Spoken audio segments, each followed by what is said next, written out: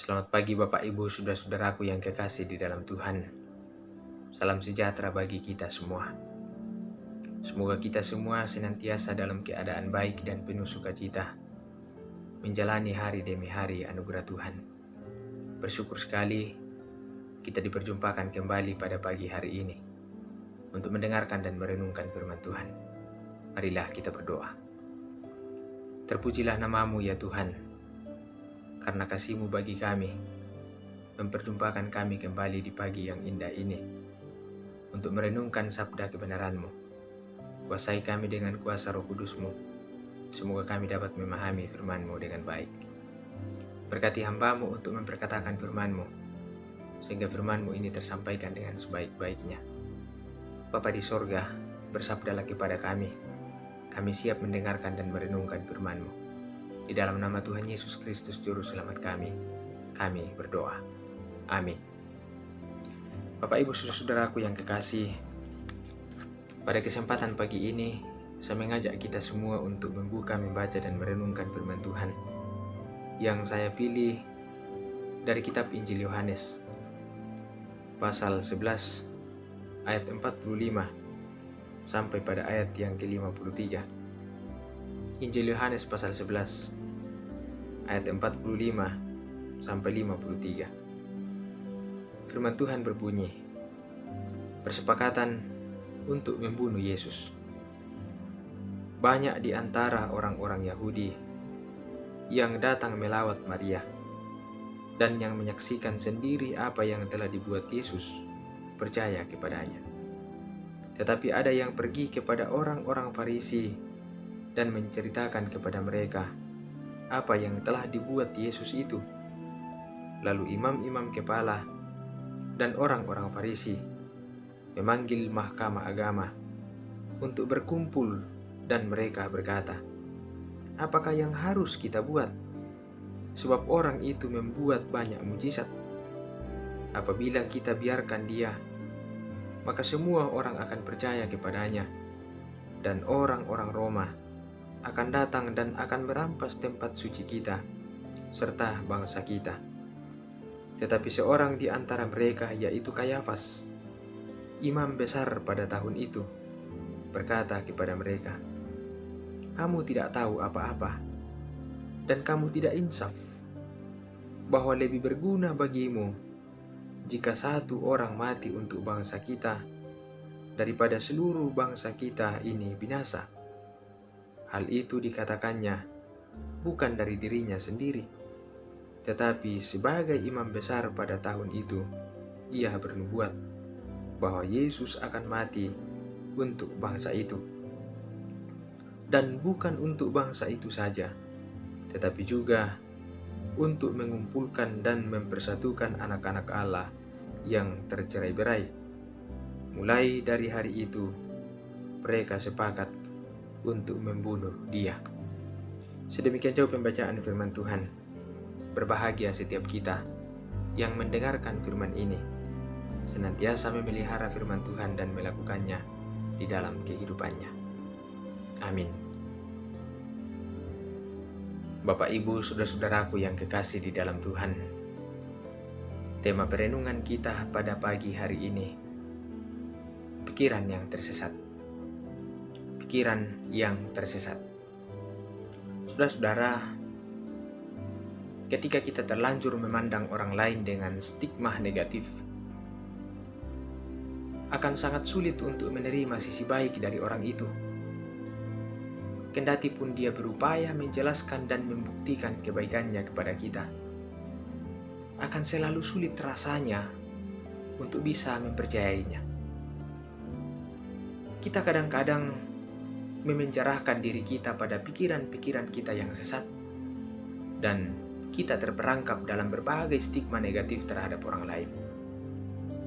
Kesesatan berpikir seperti inilah yang membuat kita akan sangat sulit menemukan sisi baik pada diri orang lain. Saudara-saudara yang kekasih, orang-orang yang melakukan persepakatan untuk membunuh Yesus adalah mereka-mereka yang telah terjebak dalam kesesatan berpikir mereka. Mereka selalu melihat apa yang dilakukan oleh Yesus itu adalah sesuatu yang salah. Padahal mereka adalah orang-orang Farisi, ahli-ahli Taurat dan imam-imam kepala. Mereka bukan orang sembarangan yang seharusnya akan mampu menilai apakah ajaran Yesus itu benar-benar sesat atau tidak. Namun nyatanya adalah mereka tidak dapat menemukan dan melihat sisi baik yang ada dalam diri Yesus. Malah mereka selalu menyusun sebuah rencana, mengadakan konspirasi untuk bisa menangkap dan membunuh Yesus. Saudara, kira-kira apakah yang menyesatkan pikiran mereka sehingga mereka sulit sekali untuk mengakui mujizat-mujizat Yesus, bahwa itu adalah sebagai sebuah tindakan kasih dan kebaikan Allah? Baru saja Yesus membangkitkan Lazarus, dan ternyata mereka tidak melihat mujizat Yesus sebagai tindakan kebaikan menolong orang lain, tetapi justru mereka melihatnya sebagai kesempatan untuk menjatuhkan Yesus. Rupanya mereka takut kehilangan pamor dan popularitas mereka.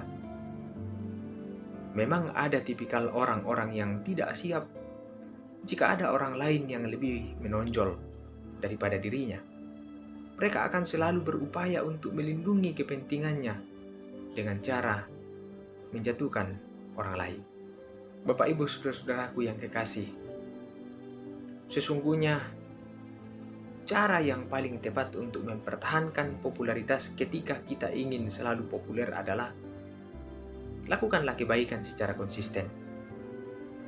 Jadi, marilah menjadi populer dari berbagai tindakan-tindakan yang baik yang kita lakukan. Jangan seperti orang-orang Farisi dan sekutu-sekutunya yang ingin mempertahankan popularitasnya dengan melawan Tuhan. Bekerja samalah untuk keluar dari berbagai masalah hidup, bukan justru saling bersaing untuk menonjolkan diri dan kelompok kita masing-masing.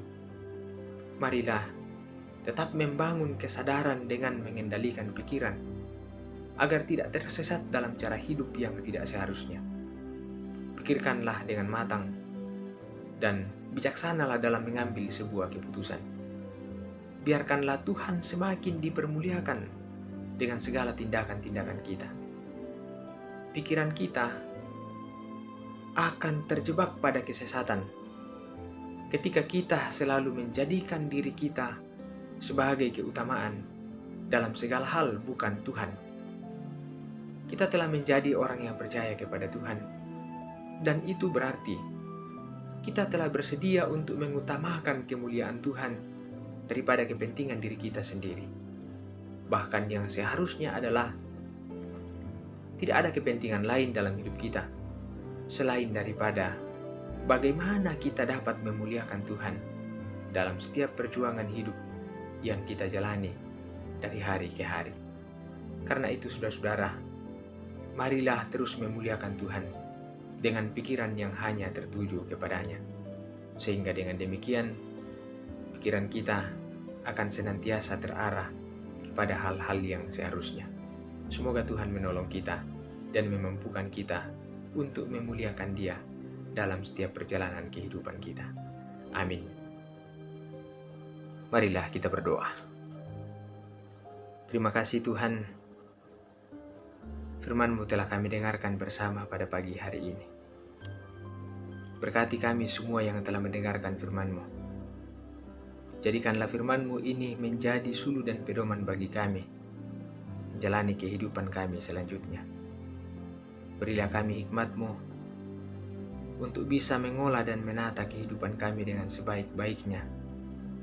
Semoga perjalanan kehidupan kami berjalan sesuai dengan kehendak-Mu. Ya Bapa di sorga, kuasa Roh Kudus-Mu kiranya menuntun kami menjalani kehidupan ini dengan sebaik-baiknya. Kami serahkan ke dalam tangan kasih-Mu seluruh perjalanan kehidupan kami dengan berbagai aktivitas kami hari ini. Tuhan tolong dan mampukanlah kami, berikanlah kami hikmat-Mu, kuatkanlah kami, berikanlah kami kesehatan.